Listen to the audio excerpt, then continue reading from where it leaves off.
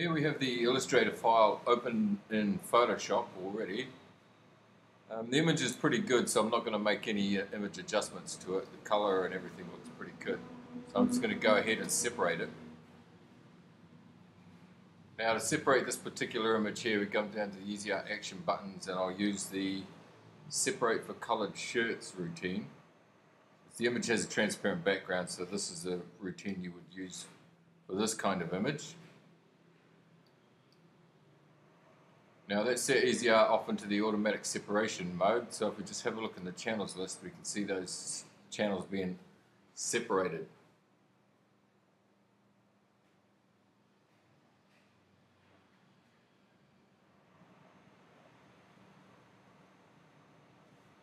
So EasyArt always separates into those 11 colors. Now obviously you're not going to print 11 colors, but this is where we'll find all the information that we need to do print this image. Now it doesn't look that close to the original. In fact, if we duplicate the image, we can compare the two.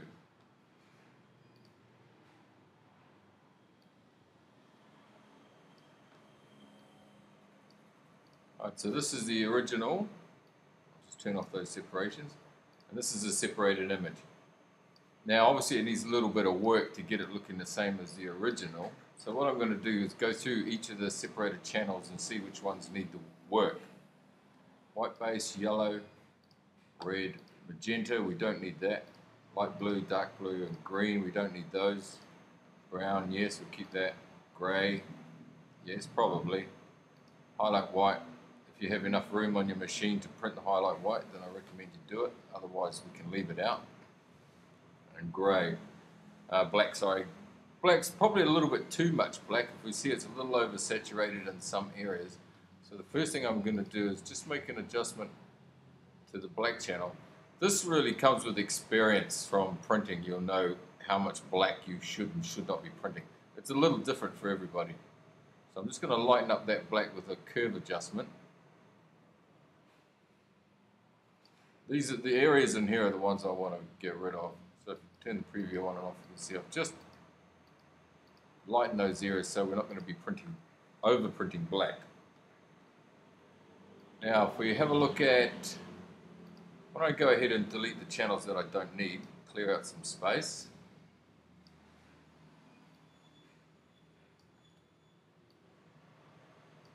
I'll leave the highlight white in, as I said, that's an option. If you want to print it, you can, if not. Now if we have a look at this color here in the original image, this green-yellow snake color, it's also down here in the text. Now that's not a standard color that EasyArt separates. So what EasyArt tries to do is simulate that color. And how it does that with the yellow and the red and a bit of the brown. Now it's going to be a lot better if we actually print this color and not simulate it. So what I'm going to do is, if you have a look at the yellow channel, you can see that yellowy color has pretty much all been separated onto the yellow channel, albeit a little light. So what I'm going to do is I'm going to duplicate the yellow channel, and I'm going to use this duplicate as that color there. Pretty much in the original image, the only real yellow, 100% yellow, is in the eyes. So when I come back to the yellow channel, I'm going to remove everything except for the eyes. So I'll just make a selection around the eyes.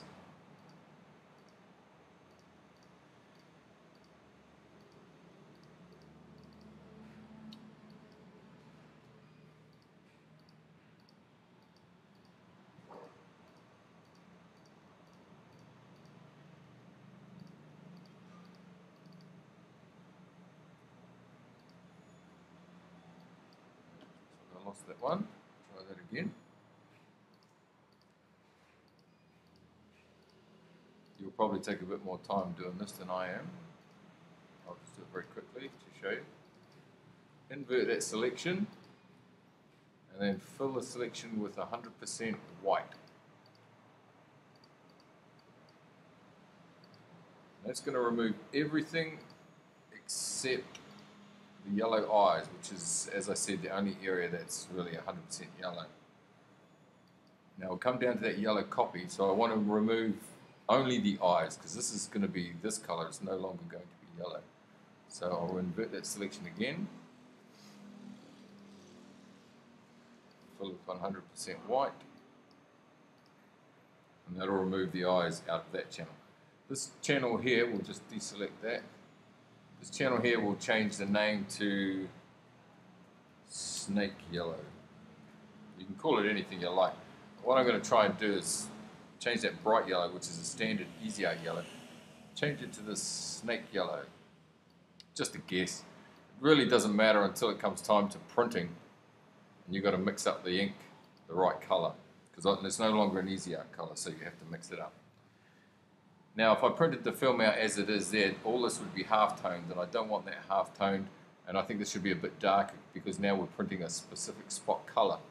So what I'm going to do is make that darker by making a levels adjustment. Now, with the levels eyedropper tools, I'm going to select the black eyedropper and look for an area of the image that I think should be 100% of that color, which is, this is the color here I'm trying to reproduce. So I'm going to click on there. So that's going to make that area 100% black and half tone the rest of it accordingly. And you can see the text down the bottom is all black as well. So now when we go back and I turn on the yellow and the snake yellow, you can see it's a lot closer to the original image. So if we turn on channels as we go, red, dark brown, medium grey, maybe use the medium grey, maybe not. Same with the highlight white and the black. You can see already it's a lot closer to the original image, but it still needs a little bit of work. Let's have a look at the red. The red, the EasyArt red is quite bright, but I think we need to make it a little bit stronger. And so you see down the bottom here, we're getting a little bit of overprinting in the red. These adjustments come with experience, really. So to remove this overprint unleashed in 2009 area, we'll just make another levels adjustment. You'll quite often find you'll be doing levels adjustments regularly, so it's quite important to learn exactly what's going on. This time we're going to pick on the white eyedropper. Just click on the text. And you can see that text is gone, and it's also made some of the other areas which was slightly overprinting in the red, which in actual fact when you print out your film will give you a very light halftone. We don't want that. So I'm going to remove that.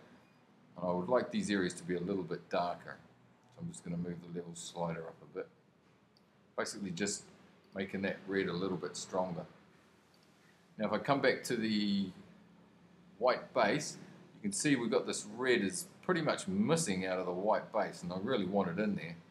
So what I'm going to do is just click on the white base channel, come down to my green actions button and click add red to select the channel.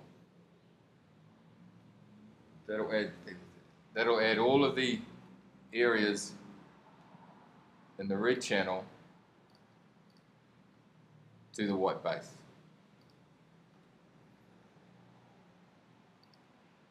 There you go. So now let's turn on the channels we're going to use. White base, yellow, snake yellow, which is a guess, red, dark brown. Dark brown could possibly be a little bit lighter. Medium grey, highlight white, and black.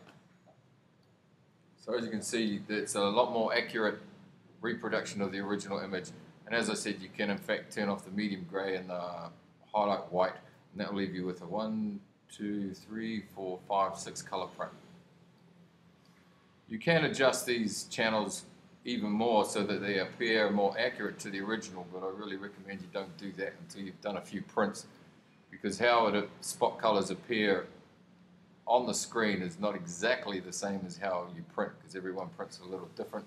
So it's always good to have a few practice runs before you make those kind of adjustments. And that's pretty much how we would separate that image as a simulated process.